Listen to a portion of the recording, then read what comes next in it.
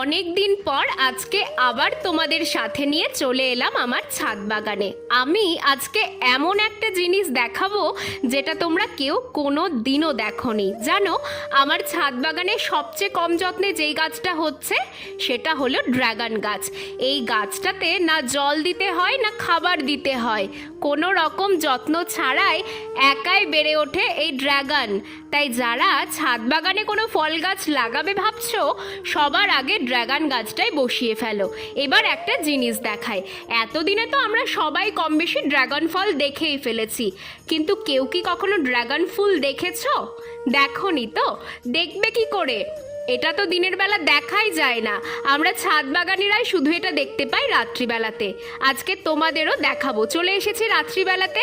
এই দেখো, জায়েন্টিক সাইজের একটা ফুল, এতই সুন্দর দেখতে ড্রাগন ফুল যে তুমি অন্য সব ফুলের কথা ভুলে যাবে।